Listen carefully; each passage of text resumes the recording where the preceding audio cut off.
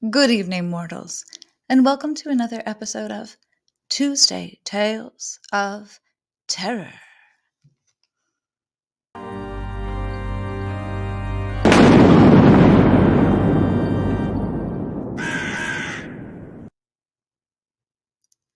I'm your host for the evening, Collie Mortblood. Did I say blood? Ever since my strange run-in Tuesday night, I've had an insatiable interest for and thirst for blood.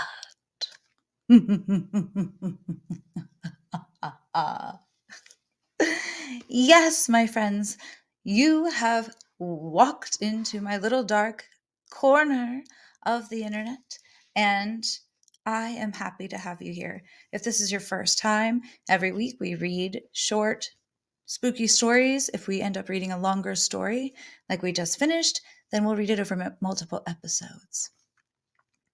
You've come across an episode where we have just finished a novel, as a matter of fact. So tonight we're doing something short and sweet. But before I get into that, I would like to remind you that we are coming up to Halloween. We have one day as of tomorrow, the 30th, and then we are there, ladies and gentlemen. We have made it. And so if you would like to celebrate and listen to the sounds of my voice that are so soothing, I have read The Halloween Tree, and it is only 6 episodes long, and I think that you will love it because I love it, and I love reading it every year as part of my holiday traditions. Tonight, I have this book. Now, I don't have the cover for it, so you're just going to have to believe me when I tell you. Oh, look, it says it right here. Alfred Hitchcock presents Stories That Go Bump in the Night. And this is another book that I found in my local little free library. Yes, Kali, of course, all libraries are free, but these are small library boxes that look kind of like birdhouses or mailboxes, what have you, that people build in their front yard so that the neighborhood and the community can come by and you leave books and you take books. And it's this kind of community book trade that someone takes it upon themselves to host in their home. So I love going through them. I love bringing books. I love getting them. And this is one. And actually, the last book that we read, The Man Who Was Poe, I also got from the little free library. And if you'd like to find out where they are in your neighborhood, you can look up their website, which is just littlefreelibrary.org. So anyway, out of this book, now this is a collection of stories that Alfred Hitchcock curated and gathered himself. And they're written by a multitude of different authors. And Mr. Hitchcock wrote a foreword where he said that some of the stories were funny and some of the stories were spooky. And he just wanted a collection of stories that he wanted to read. So I've kind of skimmed through them. I haven't actually read this. So whatever happens is a surprise to me too. But I did find this one, and it's called No Such Thing as a Vampire by Richard Matheson. And it's less than 10 pages long, so I believe that we are going to have enough time to get through it this evening in one foul swoop. So, without further ado, let us commence. Alfred Hitchcock presents Stories That Go Bump in the Night, No Such Thing as a Vampire by Richard Matheson. I'm going to preface this by saying that this book is set in Romania, so I'm going to maybe butcher something out and give up halfway. We'll see what happens. No promises. In the early autumn, Madame Alexis Gueria awoke one morning to a sense of utmost torpor. For more than a minute she lay inertly on her back, her dark eyes staring upward. How wasted she felt! It seemed as if her limbs were sheathed in lead. Perhaps she was ill. Peter must examine her and see. Drawing in a faint breath, she pressed up slowly on an elbow. As she did, her nightdress slid, rustling to her waist. How had it come unfastened, she wondered, looking down at herself. Quite suddenly, Madame Guerrier began to scream. In the breakfast room, Dr. Peter Guerrier looked up, startled from his morning paper. In an instant, he had pushed his chair back, slung his napkin on the table, and was rushing for the hallway.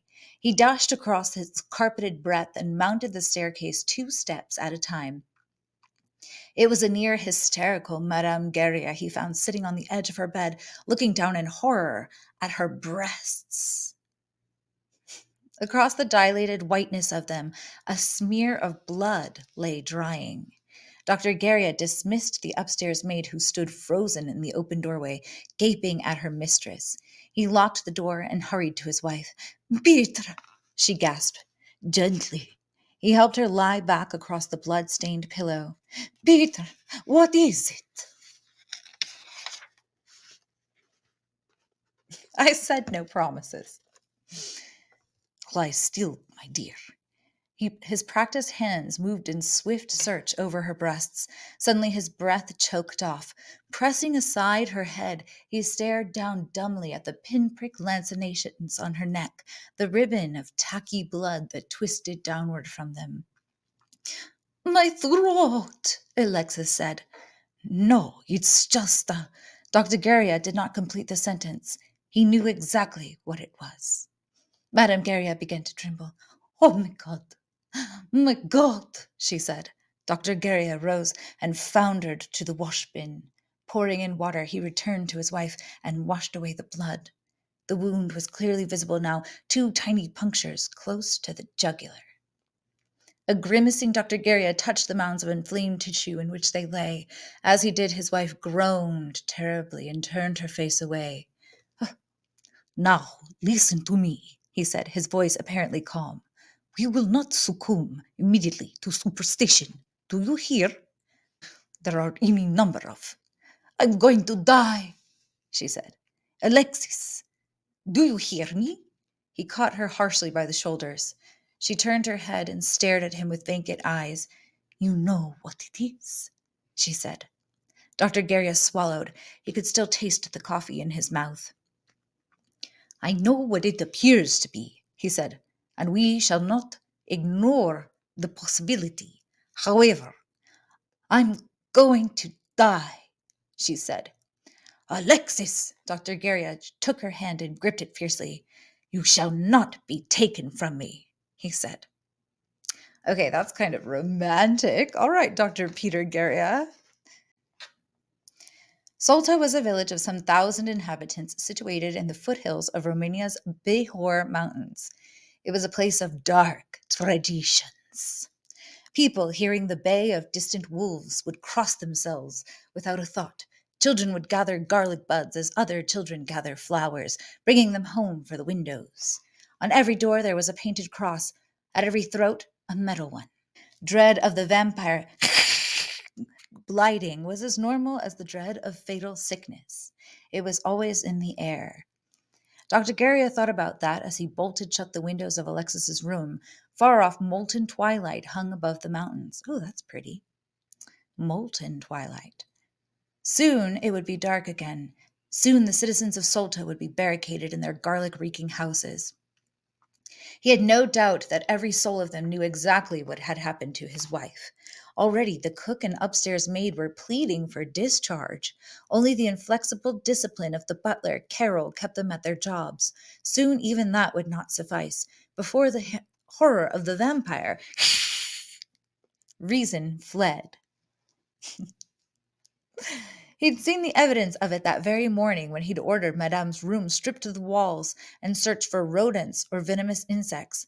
The servants had moved about the room as if on a floor of eggs, their eyes more white than pupil, their fingers twitching constantly to their crosses. They had known full well no rodents or insects would be found.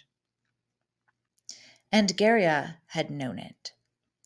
Still, he'd raged at them for their timidity, succeeding only in frightening them further.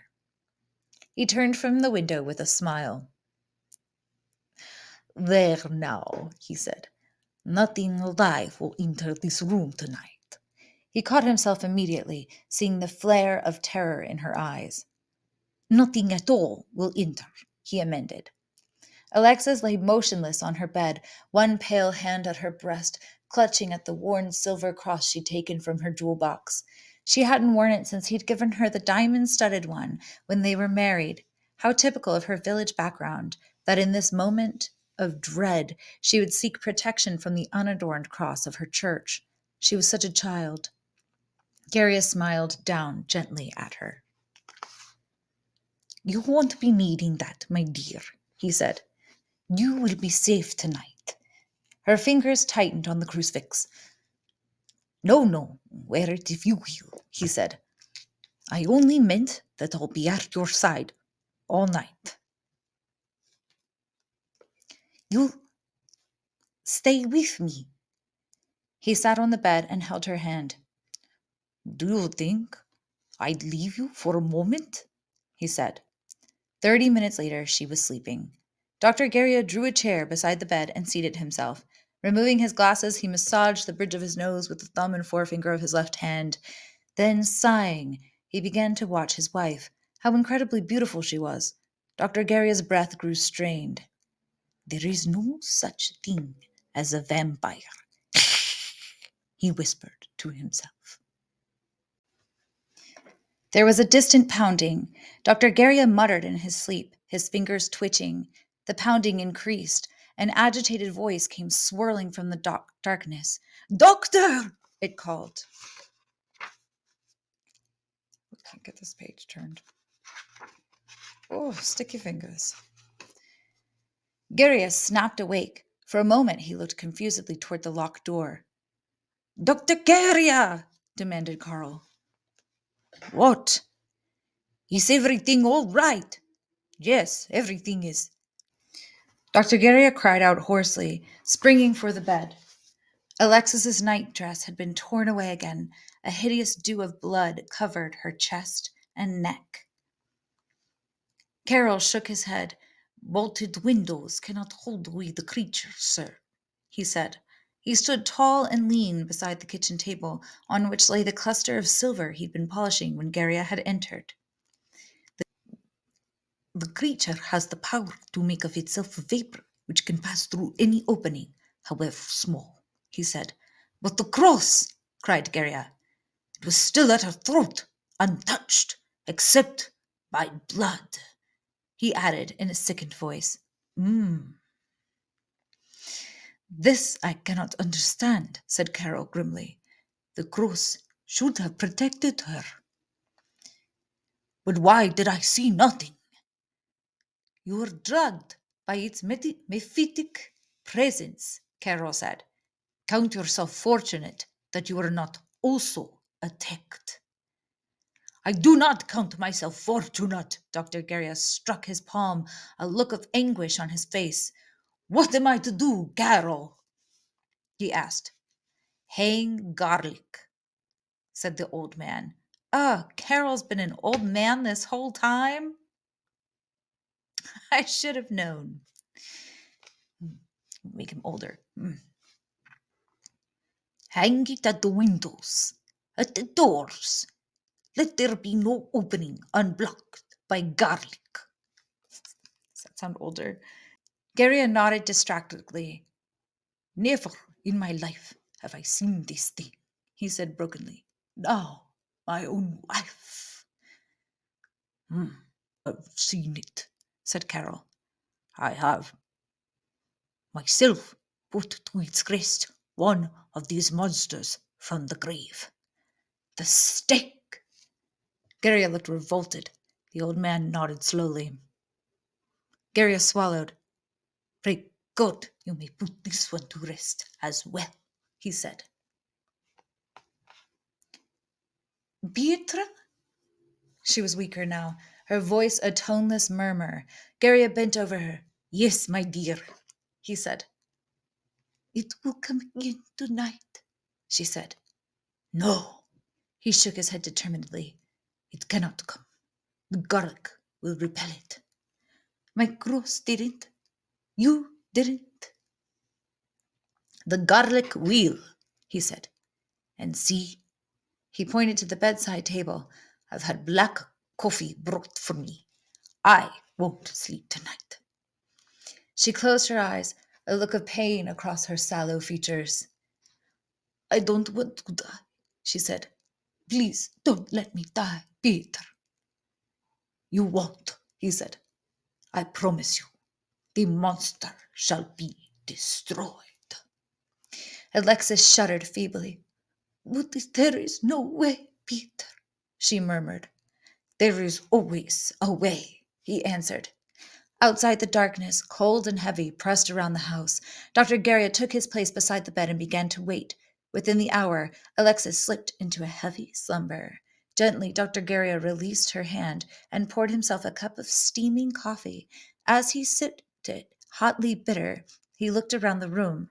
Door locked, windows bolted, every opening sealed with garlic, the cross at Alexis' throat. He nodded slowly to himself. It will work, he thought. The monster would be thwarted. He sat there, waiting, listening to his breath. Dr. Garriott was at the door before the second knock. Michael! He embraced the younger man. Dear Michael, I was sure you'd come. Anxiously, he ushered Dr. Varez toward his study. Outside, darkness was just falling. Where on earth are all the people of the village? Asked Varez. I swear I didn't see a soul as I rode in. Huddling, terror-stricken in their houses, Garriott said, and all my servants with them, save for one. And who is that? My butler, Carol, Garriott answered. I wish I had a lightning sound. It would just...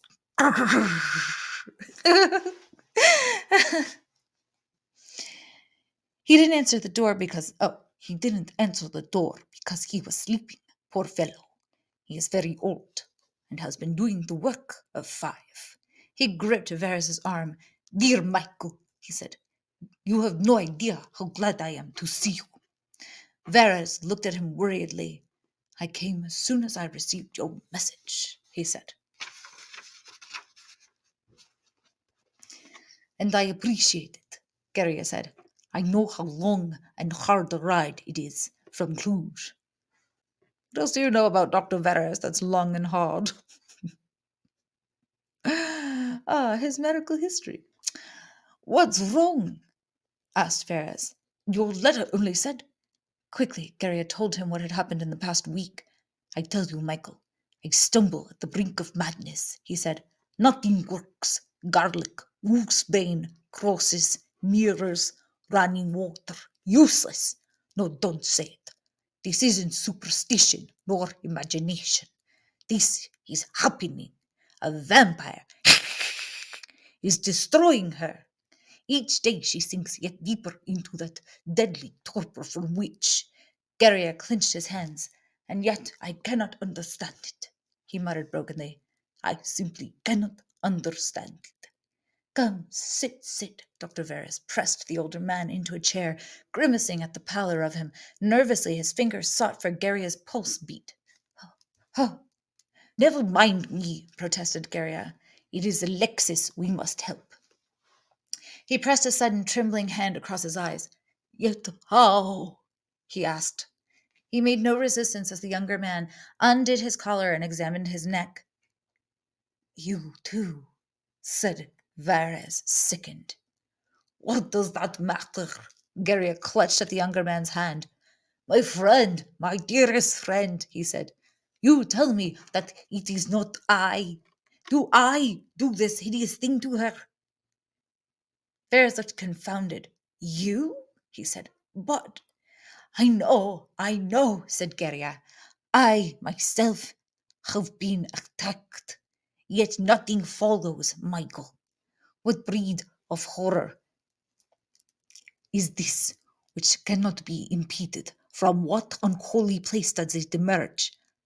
I've had the countryside examined foot by foot, every graveyard ransacked, every crypt inspected. There is no house within the village that has not been subjected to my search. I tell you, Michael, there is nothing. Yet There is something which assaults us nightly, draining us of life. The village is engulfed by terror. And I as well. I never see this creature, never hear it. Yet every morning I find my beloved wife. Ferris's face was drawn and pallid now. He stared intently at the older man. What am I to do, my friend? Pleaded Geria. How am I to save her? Varys had no answer. How long has she been like this? Asked Varys. He could not remove his stricken gaze from the whiteness of Alexis's face. For days, said Geria. The retrogression has been constant. Dr. Varys put down Alexis's flaccid hand. Why did you not tell me sooner? He asked. I thought the matter could be handled, Geria answered faintly.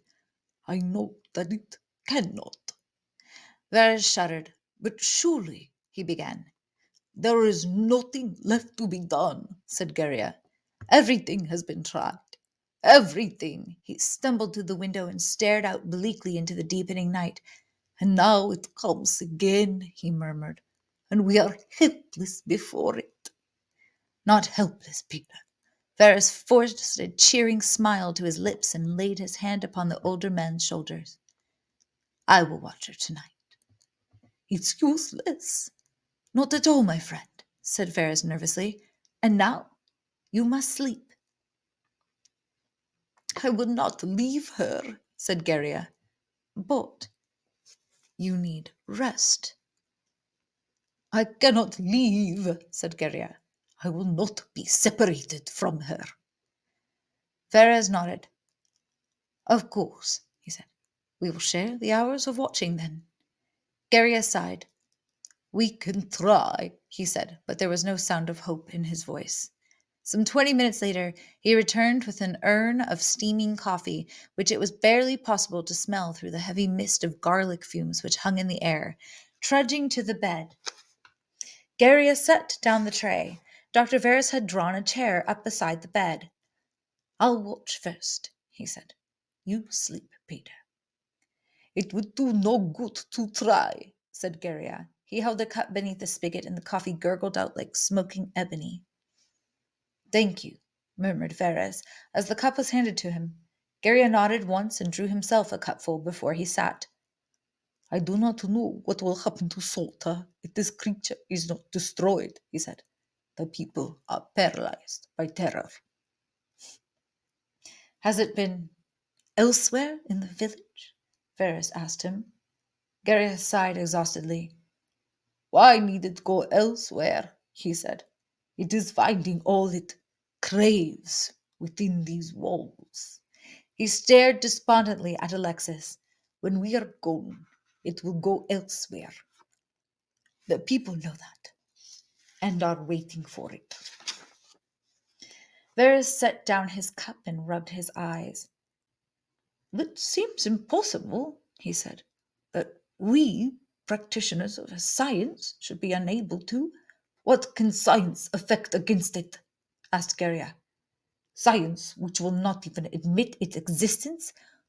We could bring into this very room the foremost scientists of the world, and they would say, my friends, you have been deluded. There is no vampire. All is mere trickery. Geria stopped and looked intently at the younger man. He said, Michael? Varys's breath was slow and heavy. Putting down his cup of untouched coffee, Geria stood and moved to where Varys sat slumped in his chair. He pressed back an eyelid, looked down briefly at the sightless pupil, then withdrew his hand. The drug was quick, he thought, and most effective. Varys would be insensible for more than time enough. Moving to the closet, Geria drew down his bag and carried it to the bed. He tore Alexis's nightdress from her upper body and within seconds had drawn another syringe full of her blood. This would be the last withdrawal, fortunately. Stanching the wound, he took the syringe to Varys and emptied it into the young man's mouth, smearing it across his lips and teeth. That done, he strode to the door and unlocked it. Returning to Verez, he raised and carried him into the hall. Carol would not awaken, a small amount of opiate in his food that had seen to that. What? Garia labored down the steps beneath the weight of Verez's body. In the darkest corner of the cellar, a wooden casket waited for the younger man. There he would lie until the following morning, when the distraught Dr. Peter Garia would, with sudden inspiration, order Carol to search the attic and cellar on the remote, nay, fantastic possibility that 10 minutes later, Garia was back in the bedroom checking Alexis's pulse beat. It was active enough she would survive. The pain and torturing horror she had undergone would be punishment enough for her. As for Verez, Dr. Garia smiled in pleasure for the first time since Alexis and he had returned from Cluj at the end of the summer. Dear spirits in heaven, would it not be sheer enchantment to watch old Carol drive a stake through Michael Verez's damned cuckolding heart? Ah! Well, that was definitely an unexpected plot twist. I am really glad that we read that story. I enjoyed it thoroughly. I thought that it had just the right amount of horror and a bit of a thriller right there at the end. Definitely a big plot twist. So I'm excited. Maybe we can explore some more of these stories and see new ways to be spooked. And that, my friends, concludes this evening's Tuesday Tales of Terror. If you have not already, please subscribe to my channel so that you can continue getting more strange videos from yours truly. Also, like the video and have a very happy Halloween and a very safe Samhain. With that, I bid you ciao for now. Little love, little peace. Mwah! Stay spooky. See you next Tuesday.